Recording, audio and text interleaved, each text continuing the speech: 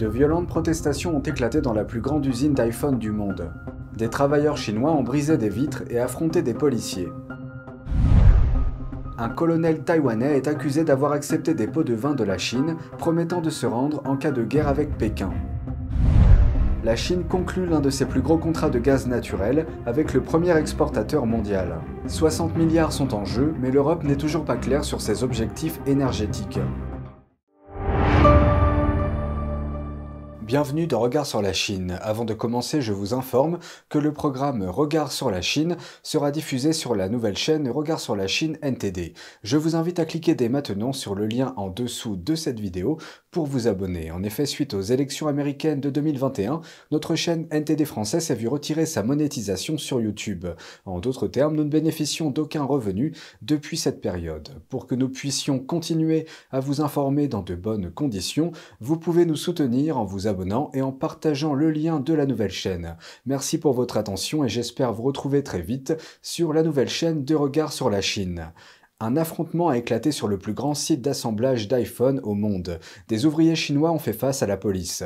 La Chine a supprimé les images circulant sur Internet, mais certaines vidéos ont été mises en ligne hors de Chine. Voici la suite. Une violente protestation dans la plus grande usine d'iPhone du monde en Chine.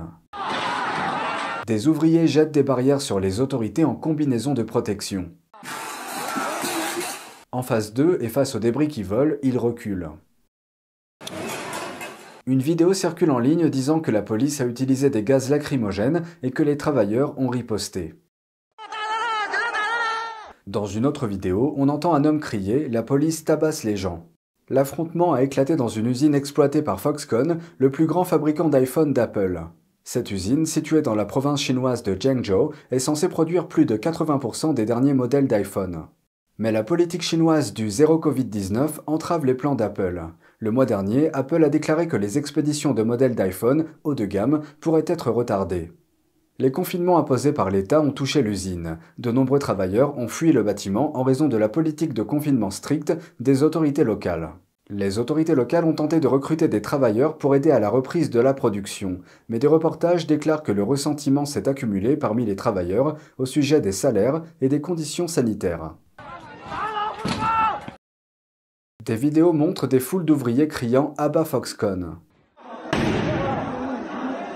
Un homme a tenté de briser la vitre de séparation d'une cabine de test Covid dans l'usine. Les vidéos relatives à cette manifestation ont été retirées de l'Internet chinois.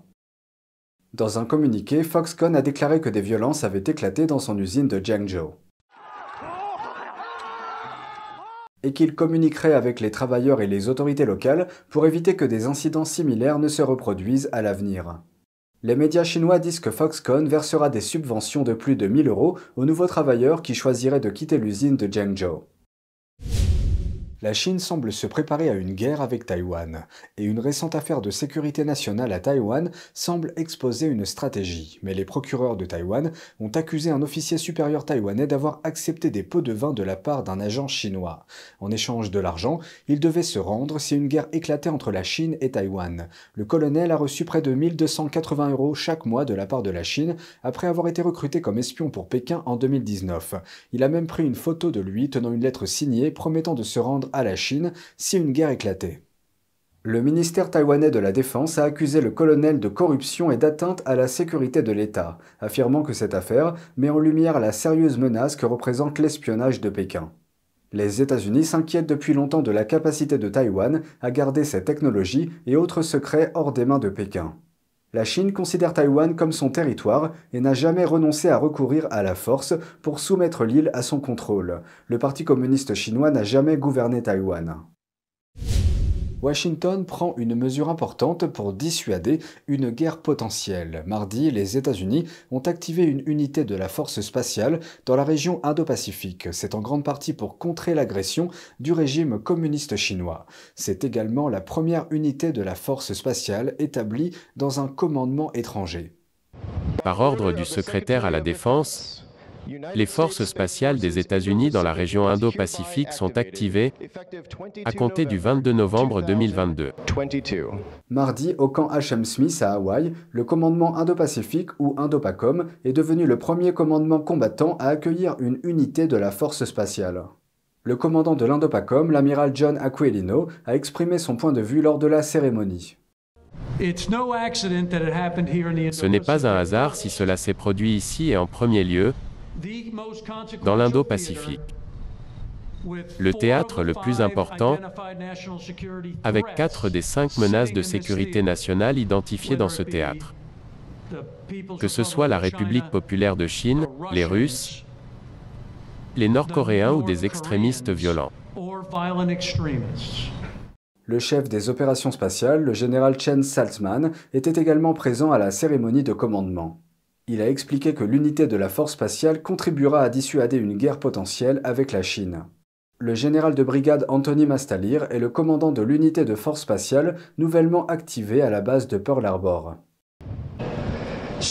L'espace sous-tend tous les aspects de la conduite de la guerre ici, où nous devons surmonter quotidiennement la distance, où l'espace permet d'accéder à des zones autrement inaccessibles, pour accroître la portée et la létalité de nos systèmes d'armes, et où l'espace est la clé de notre capacité à projeter notre puissance, au moment et à l'endroit de notre choix. Mais les satellites et équipements militaires que la force spatiale lance dans l'espace ne sont pas forcément à l'abri d'attaques. En janvier 2007, le Parti communiste chinois, ou PCC, a tiré un missile anti-satellite contre l'un de ses propres satellites météorologiques inactifs. Et le Pentagone s'attend à ce que le PCC continue à chercher à se doter d'armes anti-satellites.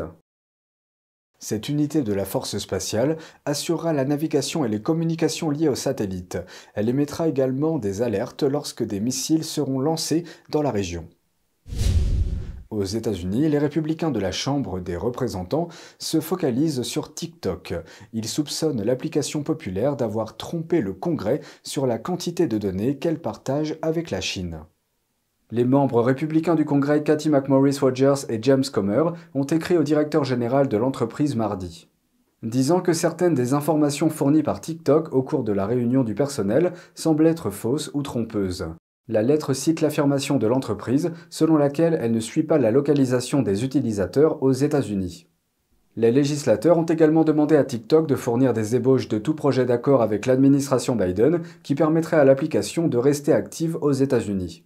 TikTok n'a pas immédiatement répondu à une demande de commentaires. Le propriétaire de TikTok, ByteDance, a son siège en Chine. Sous la loi chinoise, les entreprises nationales doivent remettre toutes les données au Parti communiste chinois si les autorités le demandent. Cela a suscité des inquiétudes quant à la possibilité que les données des utilisateurs tombent entre les mains de Pékin. Les républicains prendront le contrôle de la Chambre des représentants en janvier après les élections de mi-mandat. Cette lettre pourrait être le signe d'une surveillance plus stricte qu'ils prévoient d'exercer sur les entreprises chinoises. Les États-Unis font partie des pays qui désapprouvent l'application. Le gouvernement indien a interdit TikTok en juin 2020.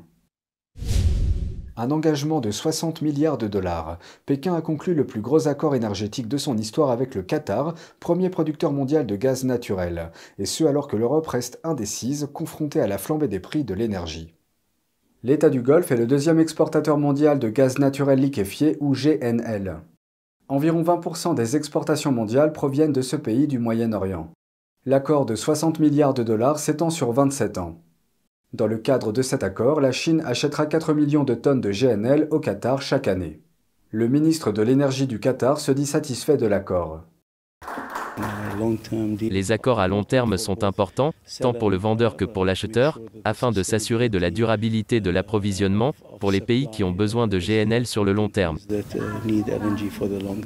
En Europe, les pays lorgnent également sur l'énergie du Qatar. Mais les négociations sont au point mort, l'Europe étant confrontée à un dilemme. D'une part, la plupart des gouvernements européens cherchent à utiliser le GNL pour remplacer le gaz russe. La Russie fournissait à l'Europe 40% du gaz naturel dont elle avait besoin. Mais contrairement à la Chine, de nombreux sont réticents à s'engager dans des accords à long terme. La raison en est qu'ils cherchent à éliminer progressivement les combustibles fossiles pour atteindre des objectifs climatiques. Le ministre de l'Énergie du Qatar a déclaré que l'accord consoliderait les relations bilatérales entre la Chine et le Qatar, tout en répondant aux besoins énergétiques croissants de la Chine. C'est tout pour aujourd'hui, merci d'avoir suivi Regard sur la Chine. On se retrouve lundi pour une nouvelle émission, prenez soin de vous et à bientôt.